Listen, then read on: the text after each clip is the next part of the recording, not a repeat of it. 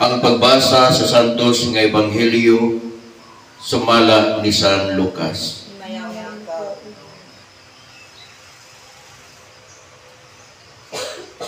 Ang mga tao giabi-abi ni Jesus o gisultihan mahitungod sa gingharian sa Dios o giayo niya ang mga masakiton.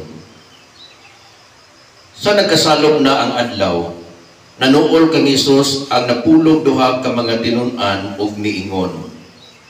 Padtua ang mga tao sa kasikbit nga mga balangay ug kaumahan aron mangitag pagkaon ug abutanan kay mingaw kining dapita. Apan miingon si Jesus kanila, kamo ang maghatag kanilang pagkaon. Sila nanubag, 5 na kabuok pan ug 2 kabuok isda. Ang ania kanamo. Buot ka ba nga manlakaw kami ug mamalit ug mga pagkaon alang niining mga tawhana? Dito may 5,000 ka mga tao. Unya miingon si Jesus sa iyang mga tinun-an, palingkura ang mga tao ug papundo ka sa tagkalim-an. Gituman kini sa mga tinun-an ug gipalingkod silang tanan. Mikuha si Jesus sa 5 kabuok pan ug 2 kabuok isda. Ug miyahat siya sa langit, nagpasalamat sa Dios tungod niini. Ug gipikas-pikas niya ang pan ug gihatag niya kini sa mga tao. Nangaon ug nagabusog silang tanan. Humaniini nakahipos ang mga tinun-an ug napulog 2 kabukag nga salin sa mga tao. Ang Ebanghelyo sa Ginoo. Palihog maglingkod. Mga kaigsuonan ko diha ni Kristo, maayong buntag kanatong tanan. Niya nakita karon sa solemnidad sa lawas o dugo ni Kristo. Nga kung diin aduna kita'y tima nga nagkanayon, pagkulang sa katilingban, higayon sa pagkabulahan.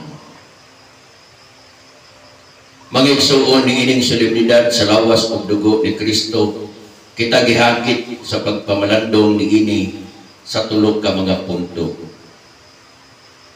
Ang unang punto mao kini. Nganong nga doon na may kasinatian sa kanunay nga pagkulang. Kulang sa kwarta, kulang sa panahon, kulang sa katakos. Kanos apa man di ay kita makumplito o matagbaw. Matod pa ni Papa Francisco, ang gugma dili matapos o makumplito. Kanunay kini nga nangandoy o naningkamot nga magkapot ang katagbawan uban sa iyang pinalangga. Sa pagpika sa 2 ka pan o 5 ka isda, gipasabot ni Jesus nga kita kanunay makulangan hangtod mapuno kita sa gugma sa Dios. Dili kita matagbaw hangtod nga ang Dios maoy magpakaon kanato. Mangandoy unta kita sa iyang katagbawan nga maoy makapuno kanato. Mga igsuon, ang ikaduhang punto mao kini. Aduna ba importansya ang kinabuhing katilingpanon? Kinahanglan ba kitang mopaambit sa uban bisan kita naglisod usab ug angay unta nga maoy hatagan? Si Papa Francisco nagkanayon. Ang kinabuhing katilingpanon adunay dakong kasing-kasing. Andam kini nga mapaambit bisan sa jutay nga mga anaa kaniya. Sama sa gihimo ni Kristo. Siya nagpasalamat bisan sa jutay nga anaa kaniya. Sama nga gikinahanglan gipanalaginan ni Melchizedek si Abraham kita usab unta kanunay manalangin bisan sa gamay nga ania kanato. Kay kini padaghanon sa Dios kung kita mag-inambitay uban sa dakong kasing-kasing. ug ang katapusan ug ang ikatulo nga punto mao kini. Unsa may makuha nato kung kita mupuyo sa tinuoray isip membro sa lawas ni Kristo?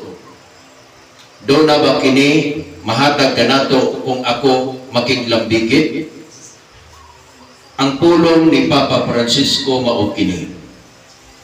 Pagkabulahan sa tao nga nagdala sa kaluoy ug puangod sa Ginoo ngadto sa uban. Dako nga kalipay nga dili kabayran og kwarta ang mahatag ni adtong nagmatinud-anon isip sakop sa lawas ni Kristo. Niining paagiha atong gisangyaw ang kamatayon o pagkabanhaw sa atong Ginoo. Kini nga pagsangyaw dili lamang sa pulong kundi sa buhat. Doon na gayo kasinatian sa pagkakulang sa kinabuhing katilingbanon aron ato masinati nga kita gitawag